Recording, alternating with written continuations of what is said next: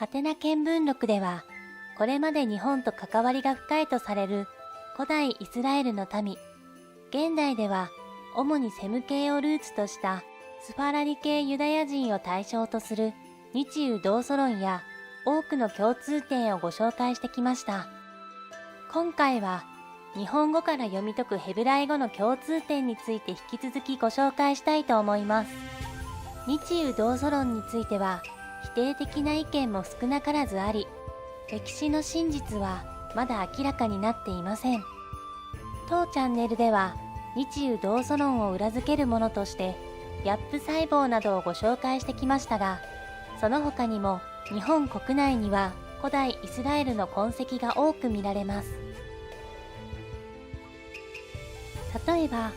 伊勢神宮にあると言われている三種の神器の一つ、ヤタの鏡。その写しである皇室の神鏡にはエヘイエ、アシェル、エヘイエというヘブライ語が書かれているといいます。研究によって説かれたその意味は、我はありてあるものなり、または私はあるというものである、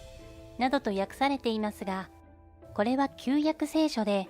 モーセが神にその名を問うた時の神の答えです。他にも、侍はヘブライ語でシャムライ、護衛者、鳥居はヘブライ語で鳥居、門というなど、ヘブライ語で読み解けてしまう日本語が多くあるのです。実は、かごめかごめ、桜桜、君が代など、日本に伝わってきた歌もヘブライ語で読み解くことができてしまうのです。今回は日本に伝わる歌とヘブライ語の関係についてご紹介したいと思います。あくまで一節としてお楽しみいただければ幸いです。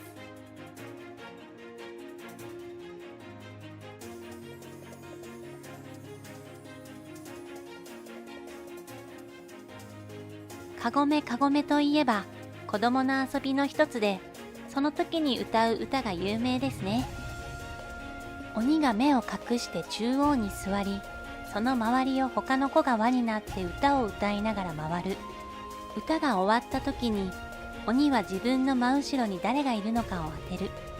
子供の頃遊んだという人も多いのではないでしょうか。歌詞の中に夜明けの晩、鶴と亀が滑った、後ろの正面誰など不思議な表現も出てくるため、歌詞の意味をめぐって遊女説、殺された親子説などの都市伝説も出回っていますが、ヘブライ語で読み解くと次のような意味が浮かび上がります。誰が守る、固く安置されたものを取り出せ、契約の箱に収められた神器を取り出せ、新婦を取り、代わるお守りを作った、未開の地に水をたくさん引いて、水をため、その地を統治せよ。かごめかごめのヘブライ語解釈には、様々な説や訳があります。かごめという言葉は、囲む、護衛するを意味するかごうと、誰、何を意味するミーという二つのヘブライ語から成り立っていると考えられます。みんなで手をつないで輪になったのも、何かを守るという意味が含まれているのでしょうか。かごめかごめには、イスラエルの歴史から消え去った契約の箱に関する手がかりが残っているのかもしれませんね。春の季節にはお花見に出かけるという方も多いでしょう。桜桜は伝統的な日本の歌です。幕末、江戸で子供用の琴の手ほどき曲として作られたと言われていますが、この桜桜をヘブライ語で読み解くと次のような意味になります。隠れた、隠れた、唯一の神が迫害され、絶えて犠牲として死に、くじ引きにされ取り上げられた。素晴らしい神の計画、神の救い、神の救い、捧げ物を決めた。いかがでしょうか。日本語では桜の美しさを歌った歌である一方、ヘブライ語では神に関するストーリーが浮かび上がり、意味も通っています。言葉自体も、桜は桜、弥生は弥生、というようにほぼそのままです。いざやは現代日本語訳するならば、さあといった意味合いになりますが、イザヤといえば旧約聖書に登場するイスラエルの預言者でもあります。この名前には神の救いという意味があります。また日本語の桜には露店などで店のものであることを隠して客のふりをしながら周囲を偽るという意味もありますよね。この語源については、パッと派手に景気よくやってパッと消えることを桜の性質になぞらえたと言われていますが、ヘブライ語の桜には隠す、偽るという意味があるのです。こちらの方がしっくりきてしまうのは私だけでしょうか。日本人なら誰もが知っている国歌、君が代。聞き慣れない日本語が使われており、最初は歌われている内容が理解できなかったという人も多いのではないでしょうか。君が代は1000年も8000年もさざれ石が大きな岩になって、それにさらに苔が生えるほどまで長く長くずっと続きますようにという意味が込められた歌と言われています。しかしその国歌までヘブライ語で読み解けるというのです。立ち上がり神をたたえよ、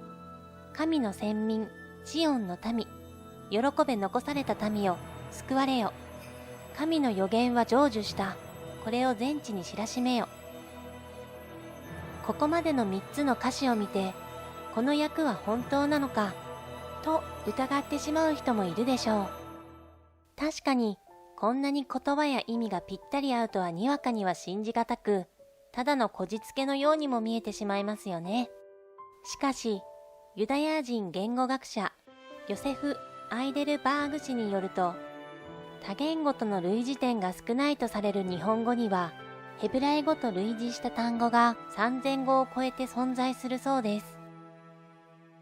ここまで偶然が重なると、君が代は古代イスラエル人の信仰の賛歌だったのだろうかという考え方もできてしまいますよね。いかがでしたか？にわかには信じがたい話ですが、過去に何が起こり、どうやって日本人や日本語が成り立っていったのか、真実は誰にもわかりません。もしかしたらそうだったのかもしれないと考えると、古代のロマンを感じますよね。余談ですが、北イスラエル王国滅亡から62年後の紀元前660年が日本の初代天皇神武天皇が即位し、日本建国の年と言われています。神武天皇は現在の歴史学上では神話や伝説上の人物とされているそうですが、大体の誕生日は伝わっており、推定紀元前711年2月13日とされています。北イスラエル王国滅亡から約11年後の出来事です。ちなみに神武天皇の正式名であるカムヤマト・イワレビコ・スメラミコトはヘブライ語でサマリアの王、ヤハウェのヘブル民族の高尚な創設者と読めるのだそうです。サマリアというのは南北に分裂したユダヤ人の北イスラエル王国の首都名です。北イスラエル王国滅亡と日本建国、時を近くして遠く離れた地で歴史に残る大きな出来事が起こっていたようですね。ハテナ見聞録では今後も日宇同祖論や日本の謎についてご紹介していきます。ぜひ今後もチェックしてくださいね。